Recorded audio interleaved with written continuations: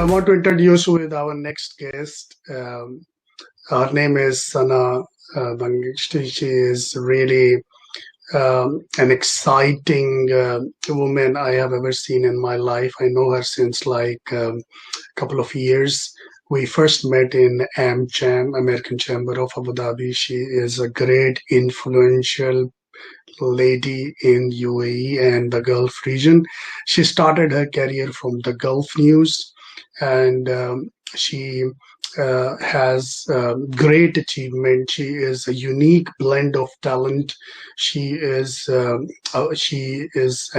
mix of academic, like the professors in universities, and a practical leading CEO for the top companies. She is really dynamic woman. I can, after owning 14 companies across the globe, running a big portfolio, I can endorse as a group CEO that I have seen very less women like this in my whole life. So I would like to invite her to share her thoughts with the young women and the women who really want to come in UAE and want to do businesses, want to do a job. So now I'm going to hand over the mic to this amazing woman. Please go ahead. Musa, you are just too kind, I have to say. Thank you so much for an amazing introduction. Good morning from Seattle, Washington. We're here after a few days of, as you might have heard, there was a bit of smoke here. So it's a clear day and full of promise. And I'm glad to be talking to all of you this morning. Musa, thank you. And thank you, amazing ladies who are all joining us today. And thank you, Berkeley Middle East. I've been asked to talk about my experience and share some of my learnings, and I'll try to do that. And so the toughest part for me is always how to introduce myself. And the reason is because I sometimes do so much and I'm always driven by the passion of things. So right now, I maybe the best way to describe myself is currently I run a few ventures. I also provide consultancy services for governments and institutions. In terms of where I am, right now I'm in Seattle, but I'm in between Abu Dhabi, where much of my team is based, and Addis Ababa, where our family business is. So in terms of my professional career, I have made many mistakes. But the one thing that I've always done is I've always been, I've never shirked from risk and the prospect of adventure. And that, I think, defines who I am and what I want to do with my life. So to talk a little bit about myself, it started when I was a journalist from 1986 to 1990 in the UAE. I was fresh from university in the US, idealistic, very naive, but very determined to be a good journalist. I joined Gulf News at a time when the industry was almost entirely dominated by men. There were a few women journalists, I remember, but many of them focused on some of the family beats like culture and, family, that sort of thing. And at that time, I can say that I was the only Arab female in Abu Dhabi who specifically covered politics.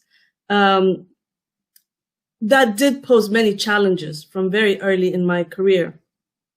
And I think that is what helped me to prove myself and to chart my course as well.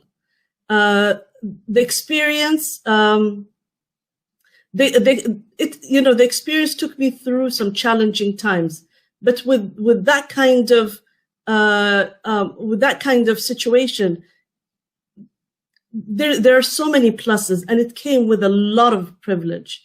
I had the opportunity to cover many exciting stories and to meet so many leaders who left their mark on me. I met Sheikh Zayed, Nelson Mandela, Wilfred Thesiger, Yasser Arafat, Kofi Annan, Prince Charles, Lady Di, Jacques Chirac, and many, many other leaders.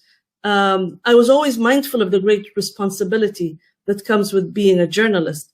It's the power of the words to shape minds and to also influence action. So that's why when I became bureau chief of Gulf News later on, I introduced something called the neighborhood scheme. And the main idea was to induct new journalists. And my main focus was actually women. I wanted to get more women into the profession.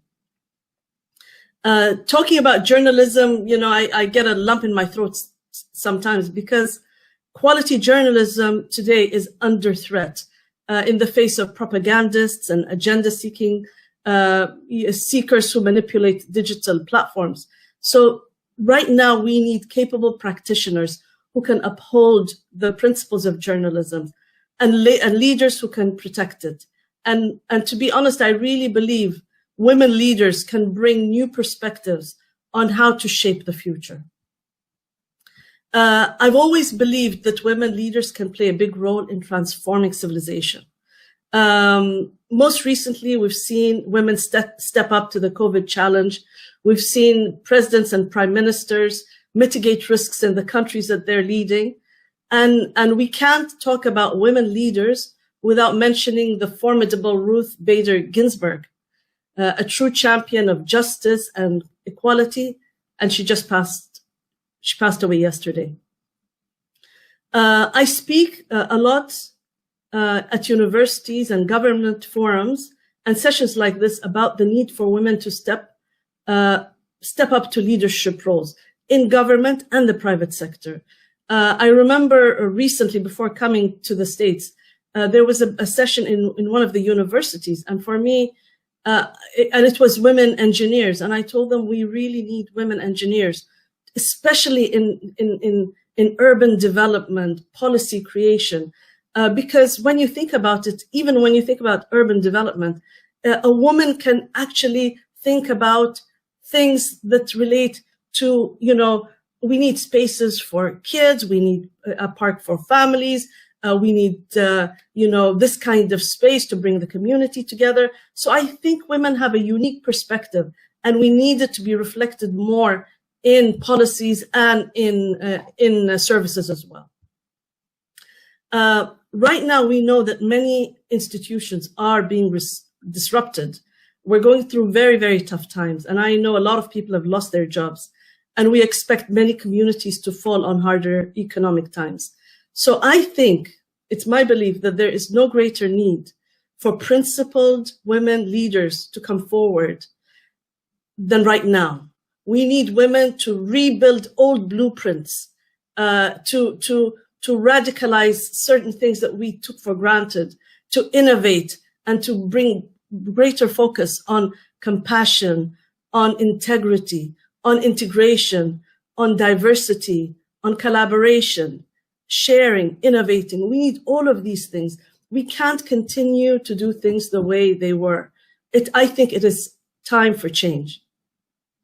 So if I look back at my life, I've always found it very hard to resist the possibility of being part of positive change. And this may explain the trajectory of my life. So when I left Gulf News, I joined a very pioneering company called Thuraya as marketing director. It was an amazing learning curve, I have to say. And right now, if you're reading about Thuraya and Yasat in the news, they're taking things to the next level. So just watch the news. But at that time, for me as marketing director, I was responsible for campaigns over a footprint of over 110 countries. And what we did was we provided satellite connectivity. The reason it means so much to me was because satellite telecommunications covered remote communities. It empowered villages. It enabled businesses. It powered up schools and hospitals. And I was very excited to be part of a technological powerhouse whose business was founded on social good. So I joined Brand Moxie, a leading communication agency, in 2008, where I managed a team of designers, writers, strategists, and communicators. The business side of things was really cool. But for me, what I wanted to do was always link it to something bigger than myself. So I actively advocated the importance of corporate social responsibility to clients and partners. I taught myself all I could just so I could guide my clients to integrate CSR projects. And I wanted to also be involved in initiatives that added value to the community. So the one thing that I did, right from the start, was I started pro bono mentoring and coaching. And that was for a lot of the struggling entrepreneurs. And I taught things like branding and segmentation and funding and how to build a team and all of that good stuff. But I found that I was very limited by time. And I had to juggle so many other things. So that was why in 2009, which I call a watershed year in many ways, I set up Tamka.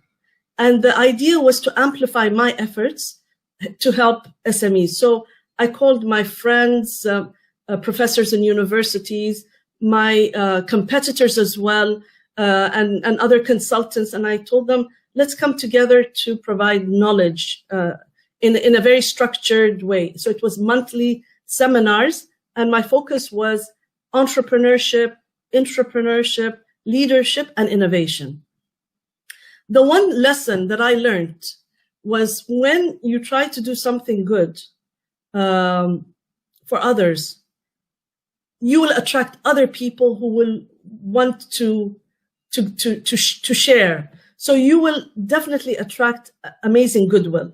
So what happened in my case was universities came forward, the US Embassy, institutions came to me and they offered speakers. And it was amazing. You know, I had speakers from INSEAD and Boston University and NYU and HCT and so many other entities, and consultants came as well. And institutions started offering their spaces free of charge. Where I started, my very first tamakkan was in a gym at Zayed University. I told them I really need to do something, and they said, knock yourself out. They gave me the gym, and we started there, very bootstrapped and tight and exciting. And then we moved our monthly sessions to Ma'moura Auditorium, which is a swanky space in the center of town. And it was in the middle of where a lot of the government entities are. We so that enabled us to attract entrepreneurs. Men and women who worked in those clusters who wanted to learn more about entrepreneurship, and they also wanted to apply some of these, the fundamentals of entrepreneurship to their own SBUs, the units that they were running in government. And occasionally we bumped into Sheikh Muhammad because his office was there, and he would just stop by and wave and show us that he supported us. Later on, I decided to launch my own innovation space. I wanted to broaden my workshop for SMEs. We had so much interest from internships from university students. And I also wanted to integrate more women-focused boot camps. So I took a space at 2454, a large space, 320 square meters. And the space attracted amazing energy. We had artists, entrepreneurs, small businesses. They came to network, to collaborate, to co-create. Looking back, I realized when I was doing it at that time, I was really ahead of the curve. And the biggest challenge that I faced was lack of financial support to sustain something that was actually bigger than what I could do myself. Now, with the great awakening that is happening in the UAE, with the focus on entrepreneurship and startups and innovation, that would have been the best time for me to do what I was doing at that time. But 2 years ago, I decided to scale down and refocus my business. I decided to continue the Tamakkan sessions because they were just generating so much good for others. And I would bump into women entrepreneurs who would say, thank you for that session, 5 years ago in this place, because that really helped me set up my business, or it inspired me, or, I would hear stories like that. So I just couldn't stop. So I continue to hold Tamka seminars, and I collaborate with universities and government and institutional partners. And now, of course, because of COVID, we've gone largely digital. The other reason I say 2009 was a watershed year for me is because I also launched Tempo. It's a monthly magazine. It's there, www.feelyourtempo.com. And it and the reason that I actually set it up was because I wanted to connect people. So Tempo promotes social enterprises, creativity, diversity, and community engagement. I wanted to bridge cultural understanding, and I wanted to celebrate universal values that transcend race and gender. And I think the reason I did it links to the identities that I myself straddle. So I am an Arab of Yemeni origin. I am from Hadramaut. I am Ethiopian by birth. I'm American by nationalities. And most of my family, my extended family, are Emiratis, and many of them live across the world. I loved the diversity of Abu Dhabi. I love it, But at that time, what I wanted to do was I wanted to bring the various ethnic groups together. So I had an editorial team with contributors from all nationalities. And to this day, what we do at Tempo is we promote everyday heroes, and we celebrate the human qualities that bind us together. Another pivotal year for me, I think, is 2014. That was the year that I set up the innovation space. But it was also the time that I launched two very important initiatives. One was the Smoothies, and it's thesmoothies.com. And it's a platform that promotes emerging filmmakers through short film challenges. The Abu Dhabi Film Festival had just got canceled, and budding filmmakers were disappointed that there were no avenues for their creativity and their film talent. And as a big believer that great ideas are not powered by money, but by innovative thinking, I launched something that was certainly much smaller, but that still managed to deliver some impact. And that was the Smoothies Film Competition platform, which runs 3 challenges every year. But this year, because of COVID, we've been a little bit constrained. So the Smoothies encourages filmmakers to produce short films about universal themes like gratitude and compassion and global causes like climate change. So I wanted this platform to link to the social good aspect. And again, goodwill comes in many forms. I partner with the Vox Cinemas, and I've worked very closely with the US Embassy. But right now, where we are is we just need the kind of funding to take the platform to the next level. And so the other defining thing that I did in 2014 was the Women Achieve Charter, which I developed for AmCham. This is maybe what Musa was talking about earlier. So I was running, I'm sorry. Yeah, it was amazing. It was amazing. Yeah, remember, we had quite an adventure. And with the Women Achieve Charter, it was because I was the chair of the Women in Business group at that time, and I wanted to create something of impact. Usually with the committees, you run events and you do things like that, but I wanted something where we could hold someone accountable. And so we came up with a charter, and it has 7 ideals, including encouraging women to serve on boards, giving an opportunity for women to be in senior positions, providing training, and fair remuneration, equal remuneration. And it was a great success. We had so many companies commit to it. We had over 70 companies signed it. Most of the signatories actually were the large companies, many of them Fortune 500 companies. So it included Boeing, it included Lockheed Martin, Cleveland Clinic, ExxonMobil, Parsons, AECOM, FedEx, all of these huge companies. And the Berkeley Middle East Holding. And Berkeley. By the way, Musa was one of the first signers of this, Musa. And if you Google Women Achieve, you will see our pictures signing that document. So guys, please search Women Achieve. That's the best picture I have ever seen. This is one of my best collections. So I know you can speak a lot, and you have a lot of knowledge, and everyone wants to gain.